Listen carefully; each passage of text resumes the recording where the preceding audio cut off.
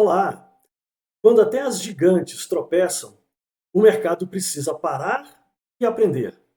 A Raízen, uma das maiores produtoras de etanol do mundo, acaba de protagonizar a maior recuperação extrajudicial da história do Brasil. Mas afinal, como uma empresa desse porte chegou a este ponto? E o que nós, gestores e líderes, podemos aprender com essa crise para evitar que as nossas organizações sigam este mesmo caminho? É sobre esse assunto que vamos tratar nesse vídeo. Estamos falando do maior pedido de recuperação da história do Brasil, uma dívida de mais de 65 bilhões de reais. Vamos entender o que aconteceu aqui. A pergunta que não quer calar é essa, né? Como é que uma das maiores empresas de energia do Brasil chega nesse ponto? Chega a pedir a maior recuperação extrajudicial que o país já viu? Para a gente conseguir responder isso, primeiro a gente precisa ter uma noção do tamanho do problema. E o número? Bom, o número fala por si só. 65,1 bilhões de reais. É uma cifra astronômica. Essa é a dívida que a Raízen precisa renegociar. Só por aí a gente já consegue ter uma perspectiva bem clara da dimensão da coisa. Então vamos lá, vamos entender como esse processo começou. Basicamente, é a história de um gigante batendo na porta da justiça para pedir ajuda com essa dívida bilionária. O dia D foi 11 de março de 2026. Foi quando a Raízen foi lá e protocolou o pedido de recuperação extrajudicial em São Paulo. O objetivo era bem direto: criar um ambiente juridicamente seguro, sabe? Um porto seguro para conseguir reestruturar as finanças, negociando direto com os principais credores. Tá, mas para entender o tamanho do impacto de uma crise como essa, a gente precisa saber de quem estamos falando. Afinal, quem é a Raízen? Olha, a Raízen é um colosso, não tem outra palavra. Ela nasceu da parceria entre a Cosan e a Shell, e a empresa domina, assim, praticamente a cadeia inteira. Do cultivo da cana, passando pela produção de açúcar e etanol, até gerar bioenergia e distribuir combustível em milhares de postos por aí. É uma verdadeira potência, totalmente verticalizada. E aqui a gente chega no coração da lição que esse caso todo nos ensina, que dá para resumir bem nessa frase: escala e relevância setorial não substituem disciplina financeira. Quer dizer, ser gigante, ser importante no seu setor, não te dá um passe livre para cometer erros de gestão. Uma crise desse tamanho, gente, raramente tem uma causa só.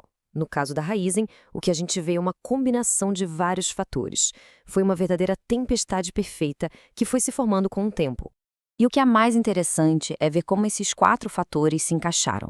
Primeiro, a empresa estava muito alavancada, ou seja, com muita dívida para financiar projetos de expansão. Segundo, os juros subiram, e essa dívida ficou muito mais cara.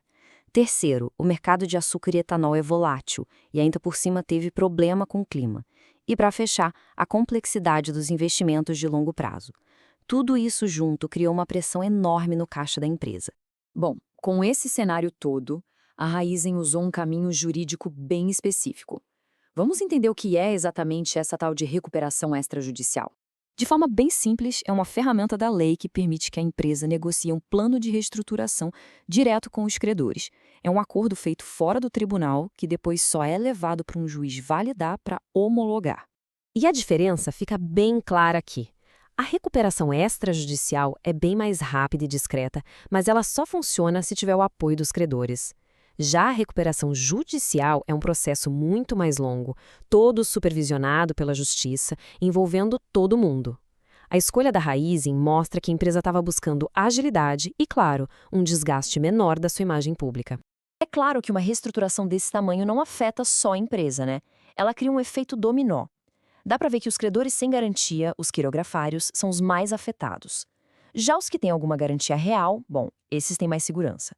E, óbvio, fornecedores e parceiros também acabam sentindo baque, com possíveis atrasos e renegociação de contratos.